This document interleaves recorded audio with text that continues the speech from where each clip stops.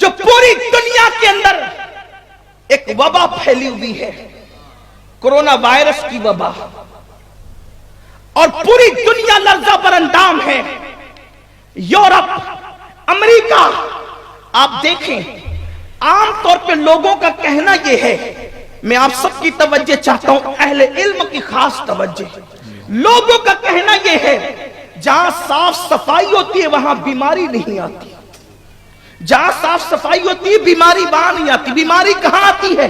جہاں گندگی ہو، پانی گندا ہو، سڑکیں گندی ہو، کمرے گندے ہو، گندے جگہ پر بیماری آتی ہے، صاف ستھری جگہ پہ بیماری نہیں آتی۔ اور پھر وہ مسلمانوں کو تانا بھی دیتے ہیں کہ مسلمانوں کے محلے گندے، مسلمانوں کے مکانات گندے، مسلمانوں کے کپڑے گندے، حالانکہ واللہ مسلمانوں کے یہاں گندگی کا کوئی تصور نہیں ہے۔ اگر مسلمان اپنے گھروں کو گندا رکھتا ہے تو یہ اس کی جو ہے کوتاہی ہے، لباس کو گندا رکھتا ہے یہ اس کی کوتاہی ہے، محلے کو گندا رکھتا ہے یہ اس کی کوتاہی ہے۔ لیکن امریکہ والوں، یورپ والوں، تمہاری تو سڑکیں بھی صاف ہیں، تمہارے یہاں تو پانی بھی فلٹر ہے، تمہارے تو کپڑے بھی صاف ہیں، تمہارے کپڑوں میں بدبو نہیں خوشبو آتی ہے۔ لیکن کورونا وائرس اس بستی میں زیادہ ہے جہاں مسلمان نہیں ہے بلکہ دوسرے لوگ ہیں۔ آخر تمہارے یہاں تو صفائی ہے، پھر تمہارے یہاں وائرس کیوں آ رہا ہے؟ تو یاد رکھو تمہارے یہاں کپڑوں کی تو صفائی ہے مگر نگاہوں کی صفائی نہیں ہے، تمہارے یہاں کپڑوں کی تو صفائی ہے مگر دل کی صفائی نہیں ہے۔ اور یاد رکھنا کپڑے گندے ہونے سے اتنا نقصان نہیں ہوتا جتنا نگاہوں کے گندا ہونے سے نقصان ہوتا ہے، جتنا دل کے گندا ہونے سے نقصان ہوتا ہے۔ تم زمین تو صاف کرتے ہو مگر ضمیر صاف نہیں کرتے۔ زندہ باد زندہ باد زندہ باد۔ جسم کی گندگی چلو بھر پانی سے دھلی جا سکتی ہے، لیکن گناہ کی گندگی کو 7 سمندر کا پانی بھی نہیں دھل سکتا۔ بات کورونا وائرس کی آئی تو میرے ذہن میں ایک روایت آئی، یہ وبائی بیماریاں کیوں پھیلتی ہے؟ وبائی بیماری پھیلنے کی وجہ کیا ہے؟ حدیث پاک کا مفہوم ہے، دیکھو اچانک بیماری کا آنا، وبائی بیماریوں کا اچانک آنا، اور ہزاروں لاکھوں لوگوں کا موت کے گھاٹ اتر جانا۔ کورونا وائرس کیا ہے؟ بیماری ہوتی ہے اور آدمی مرغی کی طرح پٹ سے گرتا ہے اور مر جاتا ہے، لرزہ پر اندام ہے، سب لوگ پریشان ہیں، حالت خراب ہو گئی لوگوں کی، ایئرپورٹ بند ہو رہے ہیں، سفر انٹرنیشنل بند ہو رہے ہیں، لوگوں کے منہ پر جو ہے وہ منہ پر لوگ جو ہے کپڑے لگا کر کے پھر رہے ہیں، جو ہے ماسک لگا کر لوگ پھر رہے ہیں۔ کیوں آتی ہے وبائی بیماری؟ سنو، اپنے آقا غیب دا نبی صلی اللہ علیہ وآلہ وسلم کے فرمان کا مفہوم ہے، جب میری امت میں زنا کی کثرت ہوگی، جب میری امت میں زنا کی کثرت ہوگی تو اس وقت اللہ ان پر ایسی ایسی بیماریوں کو مسلط فرمائے گا کہ اس بیماری کا نام نہ انہوں نے سنا ہوگا نہ ان کے باپ داداؤں نے سنا ہوگا۔ کورونا وائرس کا نام آج سے پہلے کبھی آپ نے سنا تھا؟ ہم نے سنا تھا، ہمارے باپ داداؤں نے سنا تھا۔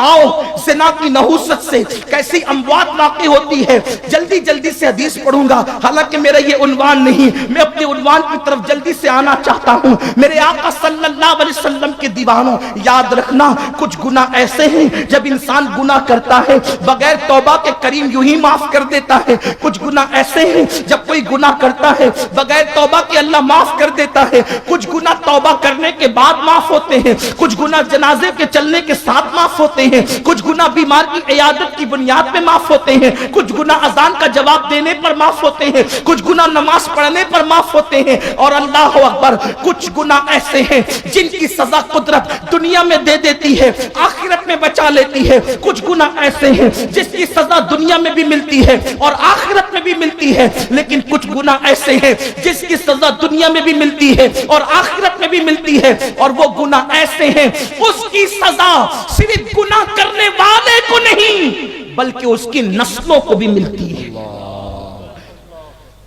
صرف اس کو نہیں ملتی اس کی نسلوں کو بھی ملتی ہے۔ کہنے والے نے کہا تھا لمحوں کے گناہوں نے صدیوں کی سزا پائی، وہ کون سا گناہ ہے جس کی سزا نسلوں کو بھی ملتی ہے؟ اسی گناہ کو زنا کہتے ہیں، اسی گناہ کو زنا کہتے ہیں جو آج ہر پکچر کا، ہر فلم کا ٹائٹل ہے، ہر سیریل کا ٹائٹل ہے۔ اللہ اکبر! جسم فروشی، جسم بیچنا، جسم خریدنا، آبرو کو لوٹنا، اس کا نام محبت ہو گیا، اس کا نام عشق ہو گیا۔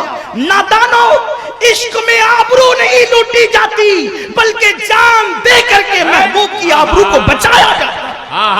یہ کون سا عشق ہے جو آبرو کو لوٹ رہا ہے؟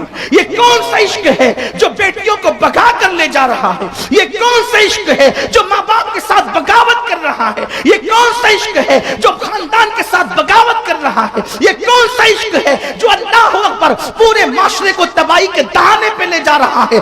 سنو سنو، عشق والے وہ تھے کہ اللہ دار پر چڑھ گئے، لیکن کبھی پاک دامنی سے انہوں نے ہاتھ نہیں دھویا، ان کے دامن کبھی گندے نہیں ہوئے، ان کی آنکھیں کبھی گندی نہیں ہوئی۔ میرے آقا صلی اللہ علیہ وسلم کے دیوانوں اور اے خاتون جنت کی کنیزوں، آؤ سنو سنو، اللہ اکبر! ایک مرتبہ کا واقعہ ہے کہ ایک قوم جب اللہ کے ساتھ بغاوت کرنے لگی، اپنے کردار میں، اپنی گفتار میں، اپنے انداز زندگی میں، اپنی صبح میں، اپنی شاموں میں، جب وہ اللہ کی باغی ہو گئی تو اللہ نے اپنے پیغمبر حضرت موسیٰ علیہ السلام سے کہا، موسیٰ، قوم جبارین باغی ہو گئی ہے، ایک کام کریں، آپ اس پر جہاد کریں، آپ جا کر کے اس قوم کو کیفر کردار تک پہنچائیں۔ اللہ نے اپنے پیغمبر پر وحی کی، حضرت موسیٰ کلیم نے اعلان کیا، قوم کے 1,00,000 سے زیادہ جوان تیار ہو گئے اللہ کے نبی کے ساتھ جانے کے لیے، اللہ کے پیغمبر کے ساتھ جانے کے لیے لوگ تیار ہو گئے۔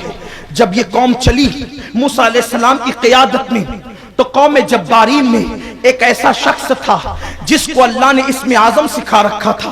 اس کی نگاہوں میں اتنی طاقت تھی کہ وہ زمین پہ بیٹھ کے عرش اعظم کو دیکھا کرتا تھا، اس کی ہر دعا مقبول ہوتی تھی، وہ اسم اعظم جانتا تھا، بڑا نیک تھا، بڑا متقی کہلاتا تھا، بڑا پارسا کہلاتا تھا۔ لوگ اس کے پاس آئے اور آ کر کہنے لگے کہ آپ دعا کریں کہ موسیٰ اور ان کی قوم ہلاک ہو جائے، کیونکہ وہ ہمیں ہلاک کرنے آ رہے ہیں۔ اس نے کہا، بدبختو، تمہیں عقل نہیں؟ میں اللہ کے پیغمبر کے لیے کیسے بد دعا کر سکتا ہوں؟ میں اللہ کے پیغمبر کے خلاف کیسے دعا کر سکتا ہوں؟ یہ کام مجھ سے نہیں ہوگا، منع کر دیا۔ لیکن قوم کمزوری جانتی تھی، قوم نے کیا کیا کہ یہ ایسے نہیں مانے گا، اس کو خوب نذرانے دیے، پیسے دیے، لفافے دیے، اور وہ جو ہے وہ پیسوں کی لالچ میں آ گیا، اور پھر وہ اللہ کے پیغمبر اور ان کی قوم کے لیے بد دعا کرنے کو چلا گیا۔